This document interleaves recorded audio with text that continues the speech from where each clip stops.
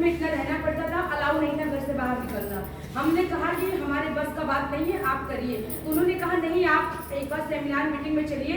तो एक बार ऐसे ही अकबरपुर में साईं प्लाजा में सेमिनार मीटिंग था और मैं वहाँ पे गई तो मैंने ये चीज़ देखा कि डीजे वगैरह बज रहा है। मुझे बहुत अच्छा लग रहा था क्योंकि जो लेडीज़ हैं घर का काम करते करते उठ जाती हैं तो उनको थोड़ा एंजॉयमेंट चाहिए, तो चीज़ मुझे अच्छी लगी। और इसके बाद वहाँ से जब मैं आई तो मेरे अपलाइन ने मुझसे पूछा क्या अच्छा लगा आपको। हमने कहा बस डीजे जो बज रहा था, लोग ताली बज रहे थे, वही अच्छा और मुझे अच्छा लगा। लेडीज आप लोग मेरी बात से एग्री हैं? तो यही चीज़ मुझे अच्छी लगी थी। लेकिन मेरा अपलाइन ने कहा थोड़ा सा आप मेहनत करिए। हमने कहा क्या करना है, उन्होंने कहा यूज करिए। यूज किए प्रोडक्ट, अच्छा लगा। फिर पार्लर भी खोले थे तो ऑर्डर आने लगा। तो फिर मैंने अपने अपलाइन से कहा ऑर्डर आ रहा है, तो उनको फ़ोन करके मैं बुलाई और इसके बाद क्या किए, उन्होंने वो जो ज्वाइनिंग का पूरा प्रोसीजर भी अच्छे तरीके से नहीं बताया था। तो मेरे सामने मेरे ही पार्लर में उन्होंने लगभग 1000 रुपये का सामान बेच दिया, सारे पैसे खुद रख लिए। ये हकीकत है दोस्तों, हम सभी के साथ में ऐसा होता है।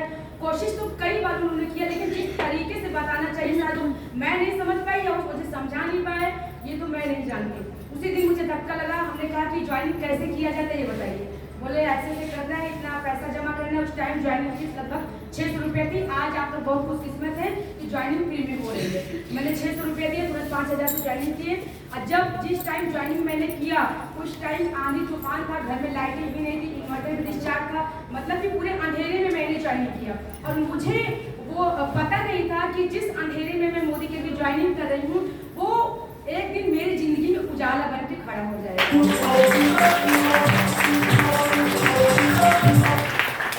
और इसके बाद वहीं से कारवां शुरू हुआ। फिर मैंने पीछे मुड़ के नहीं देखा और आज मोदी केयर से लगभग 2 से 3 विदेश यात्राएं कर चुकी हूँ। थाईलैंड, बैंकॉक, मलेशिया, पटाया, इसके बाद गोवा ट्रिप, लगभग 5 से 6 इंडिया ट्रिप ले चुके हैं। जी हाँ दोस्तों, सफर बहुत ही खतरनाक था, मतलब कि चैलेंजेस बहुत आए लाइफ में। लेकिन दोस्तों अगर हमने चैलेंजेस को एक्सेप्ट नहीं किया तो हम लाइफ में कुछ भी अचीव नहीं कर सकते हैं। इसलिए जो भी हमारी आपकी लाइफ में चैलेंजेस आ रहे हैं उसको हमको अच्छे से एक्सेप्ट करना है। आज जब सुबह मैं निकली घर से 6:30 बजे, क्योंकि मुझे गोंडा में 2-3 मीटिंग करनी थी और जस्ट मैं अभी मीटिंग करके ज्वाइनिंग निकाल के जस्ट अभी मैं गोंडा में एंट्री की हूँ। अब मेरे तो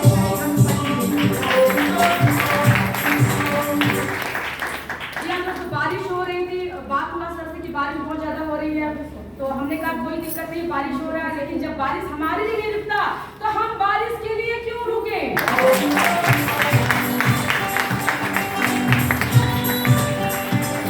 बस दोस्तों कहना इतना चाहते हैं कि लेडीजों के लिए ओनली फॉर, जेंट्स भाई तो कहीं भी कमा सकते हैं लेकिन मोदी केयर उनको भी अवसर देता है। लेकिन हमारे जो लेडीजें हैं उनके लिए अपार इसमें कहीं कहीं संभावनाएं हैं आगे बढ़ने के लिए। बाजार का जो भी प्रोडक्ट आप लोग यूज करते हैं, आप लोग दिल से बताइए कोई ब्रांड क्या आपके हमारे बारे में सोचा है कभी? क्या जो भी पॉपुलर ब्रांड है कोई सोचा है? न कभी सोचा है, न कभी सोचेंगे। लेकिन मोदी केयर एकमात्र ऐसी कंपनी है जो हमारी माताएं बहनें बहुत आसानी से कर सकती हैं और उनके लिए अपार मौका है इसमें आगे बढ़ने के लिए, एक अच्छी लाइफ स्टाइल लेने के लिए, देश विदेश की यात्राएं करने के लिए। सबसे अच्छी चीज दोस्तों इसमें ये लगी कि जब मेरे अपलाइन मैंने स्टार्ट किया तो उन्होंने मैगजीन दिखाया और कहा कि देखिए फला लोग विदेश यात्रा गए हैं, फला लोगों को कार मिल चुकी है, इनका देखिए फोटो मैगजीन में आया। तो हमने उनसे इस तरीके से कहा आप मुझे मत दिखाइए। जब मेरे अपलाइन मुझे मैगजीन से दिखाते थे ना, मैं ऐसे इग्नोर कर देती थी, आप मत दिखाइए, मैं इस काबिल हूँ ही नहीं, क्योंकि मेरी एजुकेशन भी अच्छी नहीं है, अच्छे स्कूल से पढ़ाई भी नहीं की हूँ, घूंघट में रहती हूँ, बाहर आना अलाउ नहीं है, तो ये सब आप मुझे क्यों दिखा रहे हैं? तो जब आते थे तब मुझे लेकर के आते थे इतना मैगजीन ये वो, और मैं सच बताऊँ मैं इग्नोर कर देती थी, मैं उनकी कोई बात नहीं मानती थी। लेकिन जब मैं धीरे धीरे मीटिंग, सेमिनार, ट्रेनिंग में आना स्टार्ट की, मुझे अच्छा लगने लगा और जब मैं लोगों को बताने लगी, क्योंकि तब कई ट्रिप आई और मेरे हाथ से ऐसे निकल गई, थाईलैंड की आई, दुबई की आई, नैनीताल की आई, गोवा की आई, जिम कार्बेट की आई। तो जब भी मैं पूरी कोशिश करती अब हो जाएगा, अब हो जाएगा, अब हो जाएगा, वो निकलता गया, निकलता गया। फिर हम सोचे कैसे होगा। लेकिन दोस्तों जब हम आप कुछ अच्छा सोचते हैं ना, ऊपर से भगवान भी आपकी मदद करते हैं। तो जब मैं लोगों को बताने लगी कि देखिए आप विदेश जाएंगे, आप गोवा जाएंगे, आप थाईलैंड जाएंगे, उन्होंने कहा आप गई हैं, आप पहले जाके आइए तब मुझे बताइएगा। तो हमने कहा सही है, कब बस जाएंगे, बस क्वालिफाई कर रहे, हो जाएगा। बस मेरी जुबान में उस टाइम थाईलैंड का ट्रिप चल रहा था, हो जाएगा। उनके सामने मैं मुस्कुरा अप्लाई से कहती थी, सब लोग ऐसे मुझे कमेंट कर रहे हैं, घूंघट में रहती हो, इतना अच्छा खासा पार्लर चला रही हो, अब सपना देखो विदेश यात्रा का, तुम इसी लायक हो, तुम ये सब मत देखो, नहीं कर पाओगी, जब तुम घूम के आना तब तुम बताना मुझे। लेकिन दोस्तों करते करते करते मेरी थाईलैंड की पहली ट्रिप मोदी केयर से क्वालिफाई हो गई 2019 में।